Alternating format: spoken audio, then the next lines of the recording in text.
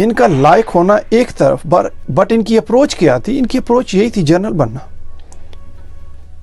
और मैं वो अल्फाज नहीं इस्तेमाल करना चाहता कि जो आर्मी के अंदर माइंडसेट है कि जो जनरल बनना चाहते हैं, उनकी सोच यही होती है कि उनके ऊपर से कोई गुजर जाए, उनकी प्रमोशन में प्रॉब्लम ना आए।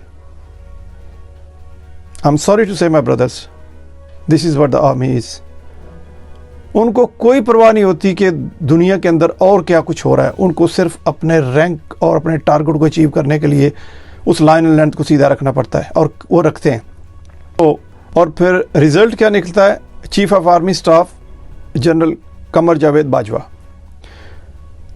सो मेरे ये कोर्स में अभी मेजर जनरल्स हैं, लेकिन 1 या 2 साल के अंदर होपफुली ये पाइपलाइन के अंदर होंगे कि who is gonna become a chief, and I am sure 1 out of these guys will become a chief of army staff. तो फिर ये किस तरह के चीफ ऑफ आर्मी स्टाफ बनेंगे? ये क्या करेंगे? मेरे भाइयों और बहनों, मैं आपको समझाना ये चाह रहा हूँ कि ये जो जर्नल्स बनते हैं, ये अपनी 33 इयर्स लाइफ जो डोनेट करते हैं, ये उसको जाके कैश करते हैं एंड के ऊपर। ये गेम है कौन बनेगा करोड़पति।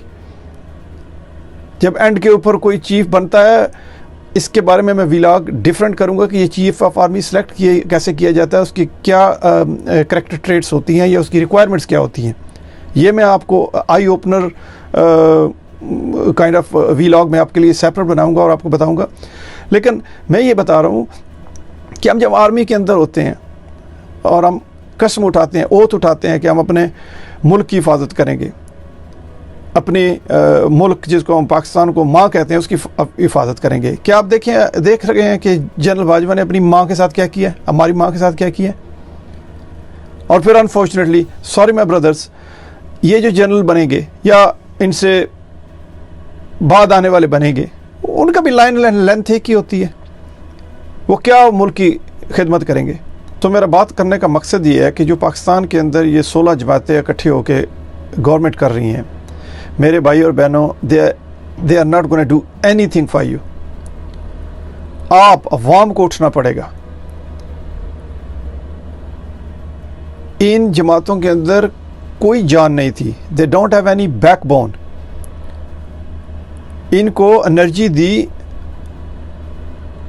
आर्मी ने, और जब मैं आर्मी कहता हूं तो चीफ ऑफ आर्मी स्टाफ ने। तो Bajwa has played a havoc with this country, with his motherland, with his mother and our motherland. इन लोगों के का कुछ भी नहीं था, ये कुछ भी नहीं कर सकते थे। इनको पांव पे खड़ा किया बाजवा ने। मुझे पता है उस वक्त जब इमरान खान इलेक्शन में था और ये रात को रिजल्ट्स नहीं आ रहे थे और नून लीग वाले चीख रहे थे कि जी हमें रिजल्ट नहीं मिल रहे और कुछ हो रहा है और ये है और प्रॉब्लम हो रही है, और कहा ही जा रहा था कि सिस्टम डाउन है इसलिए रिजल्ट्स नहीं आ रहे। बेसिकली उस वक्त भी ये थर्ड फोर्स को जो क्रिएट करने का सिलसिला था आईएसआई और जीएचक्यू कर रहा था, इन्होंने इमरान खान को लाना था। और ये इसमें कोई शक नहीं कि इमरान खान उस वक्त बेस्ट चॉइस थी आर्मी के लिए कि इसको लाया जाए एज ए थर्ड फोर्स। और वो इसीलिए ला रहे थे कि बैलेंस करें और किसी ऐसे को लाएं जो हमारे कंट्रोल में हो, जो हमारी सुने। और जब मैं कहता हूँ हमारी सुने या आर्मी की सुने, इसका मतलब है अमेरिका की सुने। तो उनके लिए वो बेस्ट सूटेबल बंदा था, and they thought that he is gonna be like a yes man और a stooge and he will work the way they want. But Imran Khan साहब उल्टे हो गए, इन्होंने इनको समझा ही कुछ नहीं और ही wanted to go according to the book. लिहाजा इन्होंने उतारा भी, लाया भी इमरान खान खुद, आर्मी ने उतारा भी इमरान खान को खुद, और इन सब लोगों को साइड लाइन पे कर दिया कि उस वक्त ये बेस्ट शॉट नहीं थे उनके लिए। और अब इन सब चोरों को इकट्ठा करके फिर वापस लेके आ गए। यहाँ एक बात समझने की है मेरे सब बहन और भाइयों के लिए, मैं इसके अंदर डिटेल में बाद में भी बात करूंगा आपके साथ, लेकिन मैं ये कहना चाहता हूँ कि इस वक्त हम मीडिया को देखते हैं, लोगों को सुनते हैं, न्यूज़पेपर पढ़ते हैं, और हम ये एक ही चीज़ का हर कोई शोर कर रहा है, महंगाई हो गई है, आटा बढ़ गया, तेल बढ़ गया, चीनी बढ़ गई, एक्सेट्रा एक्सेट्रा। मेरे भाई और बहनों, आप सोच भी नहीं सकते कि आपके साथ क्या साजिश हो रही है। आपके न्यूक्लियर सिस्टम को डी न्यूट्रलाइज करने की सिचुएशन है। A lot of countries on the globe, they don't want Pakistan to become or to stay as a nuclear power. वो ये डेटरेंस ख़त्म करना चाहते हैं। और आप याद रखें, अगर ये डेटरेंस ख़त्म होगी तो इंडिया को पाकिस्तान के साथ जंग करने की कोई ज़रूरत नहीं है। वो जूते मार के आपको पाकिस्तान से निकाल देगा और पाकिस्तान पे कब्ज़ा कर लेगा। और ये होगा जो अगर हम इसी तरह जनरल्स के पीछे और आर्मी को देखते रहें। किस तरह की ये जमहूरियत है जिसके अंदर आर्मी इतनी इन्वॉल्व हुई है। मैं आप सबसे पूछता हूँ, और ये मैं अपने भाइयों से, ये जो जनरल्स बैठे हुए आर्मी के अंदर है, यार किस तरह के आप लोग हो। सोचो, अब सोने से पहले कभी सोचो। आदल तू सोच यार, you are an SSG, you are commander of SSG। तेरे बारे में बहुत सारे मैं जानता हूँ, तेरे बारे में बात करूँगा मैं खोल के तरह किसी और व्लॉग में। लेकिन यार सोच, सोने से पहले तू क्या सोचता होगा कि तुझे